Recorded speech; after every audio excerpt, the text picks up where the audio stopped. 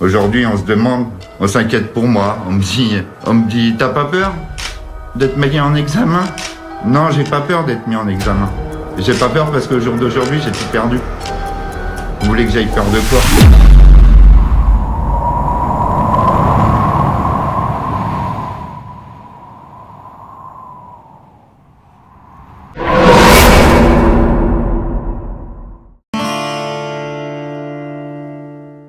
Elisa was 6 months pregnant when her body was found in a forest, torn to pieces, looking like she had been eaten by her boyfriend's dog, Curtis. Elisa loved animals, but in particular horses and dogs. She was a competitive horse rider, but her life would change in 2014 when she bought an American Staffordshire Terrier. This breed in France is categorized as dangerous, but not illegal, and this is due to their physical strength posing a potential risk. Elisa's new dog became her new passion, so much so that she began competing. But during her first competition, she won't just walk away from the event with a wealth of new experiences, but she will also walk away having met Christophe Ellul, a seasoned competitor, often winning and holding a highly regarded reputation for just how good he was at training his dogs. Christophe and Elisa became a couple, and between them they had 5 dogs. Their relationship moved quickly and Elisa falls pregnant, and she moves from the south of France near Pau to the north of France near Soissons to live with Christophe. This story takes place on a cold November day when Christophe is out working and Elisa is at home with the dogs. Although they have been together for months, this is the first day that Elisa is home alone with Christophe's dogs. The vast majority of their relationship had been long distance, and Christophe would come down to Pau, not necessarily with his dogs, to spend time with Elisa. At this time, she is 6 months pregnant, but she is very experienced with animals and loves her dogs. So she begins taking them out for walks one by one. Whilst she is out walking with the first dog, Chivas, she comes across another person who is walking their dog. The dog is a Malinois, and the interaction between the dogs is tense. Elisa posts on her social media, another stupid dog owner who doesn't have their dog on a lead. The thing came hurtling towards me. Good thing I wasn't walking with the others, otherwise it would have been carnage. She gets back home shaken but safe, and immediately she preps to take the next dog out. Curtis is one of Christophe's prized American pitbull terriers. This, remember, is the first time Elisa is walking alone with Christophe's dogs. Her and Curtis make their way towards the forest. Mon amour, avant bébé, c'est beau mon chien, il est le plus beau du monde. It's the 16th of November to be exact, and in just a couple of days, France will celebrate Saint-Hubert Day, otherwise known as the Hunter's Day. And to celebrate this, just 1 kilometer away from where Elisa is walking Curtis, the Râle la Passion hunt is beginning. It is a hunt with multiple horses, and on this particular day, 67 dogs specifically trained to hunt deer. Elisa, remember, who is 6 months pregnant and just come back from having a stressful encounter with one Malinois that was off the lead. She is about to come face to face with 67 riled up hounds, all off the lead, whilst trying to control one of her most powerful dogs, Curtis.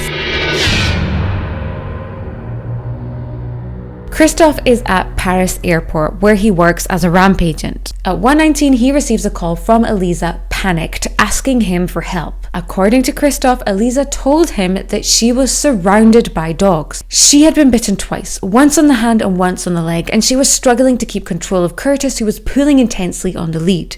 Christophe knows his dog very well. He is expertly trained and he knows that he will protect her. As he hears her screaming in pain, he tells her to let go of Curtis's lead so that he can protect her. He hears more blood-curdling screams of pain and the phone goes dead. The conversation lasted 2 minutes and 15 seconds.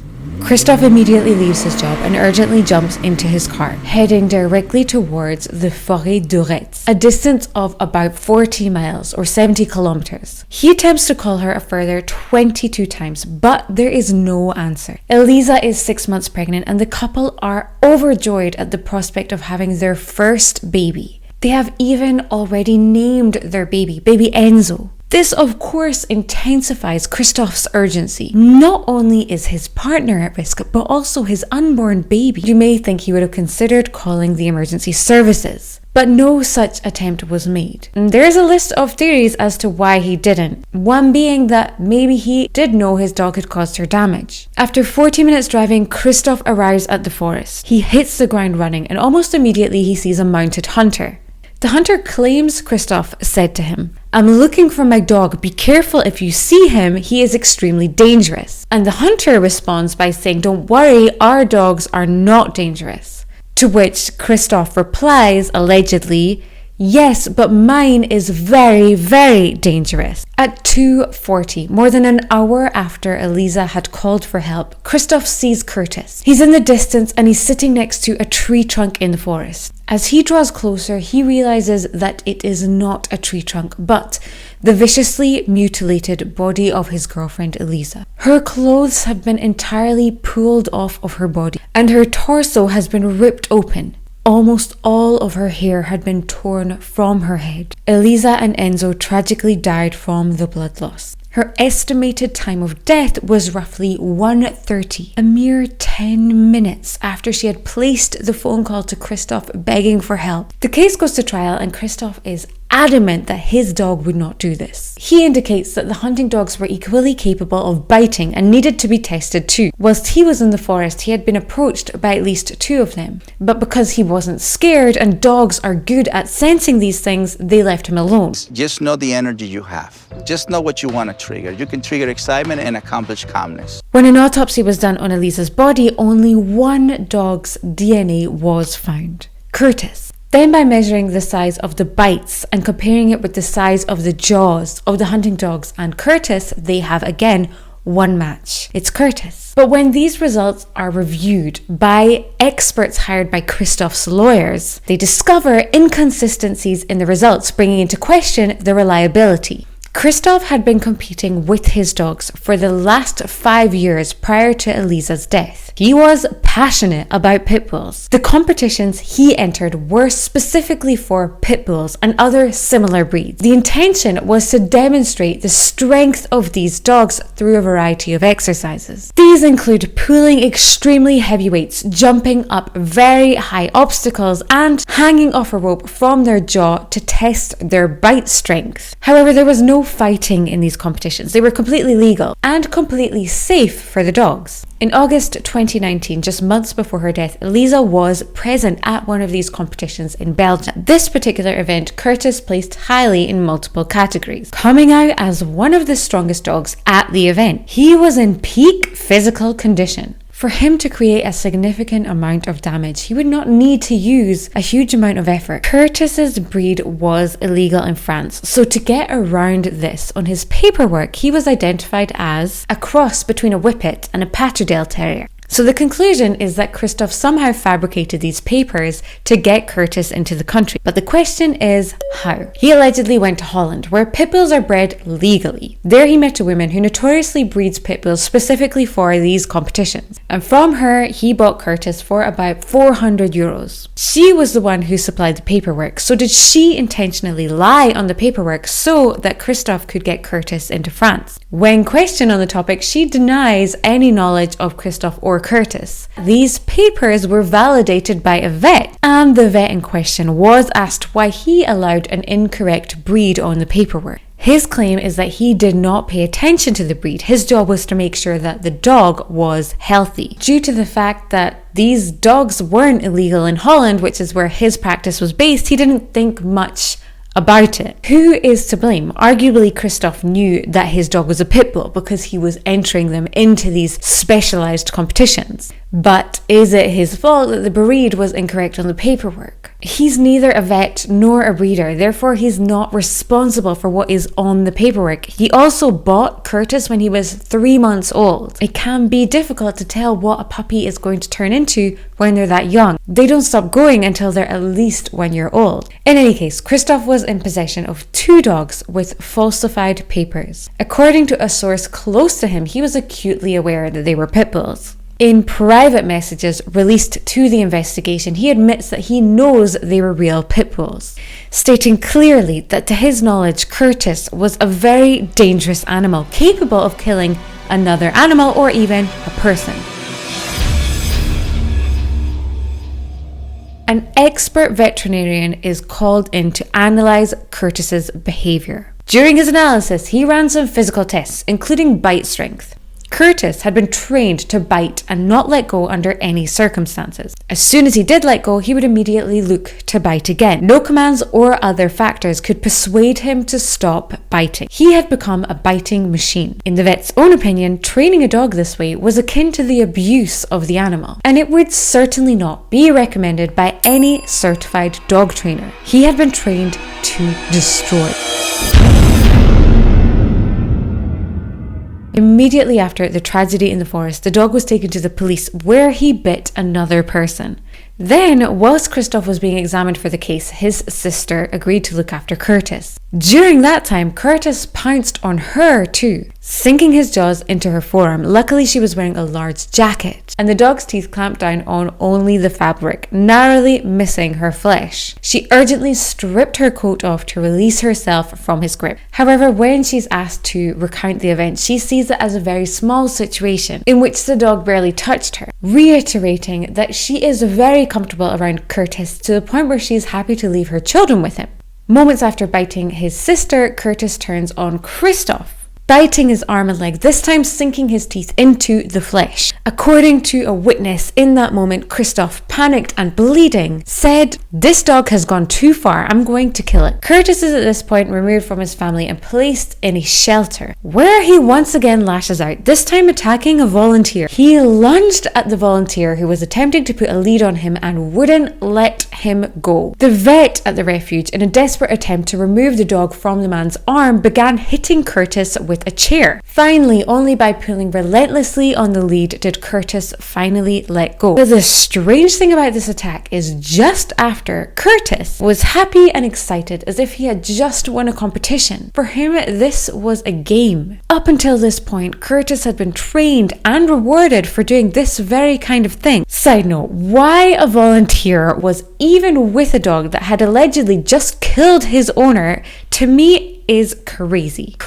Curtis was placed in the shelter before his behavioral analysis. He was there for 10 months before the experts came in to do their tests. A dog behavioral expert named Tony Sylvestre from the YouTube channel Esprit Dog weighed in on the event and stated that the way that the dog was treated after the accident would be terrifying for any dog. This would have escalated his already out of control personality.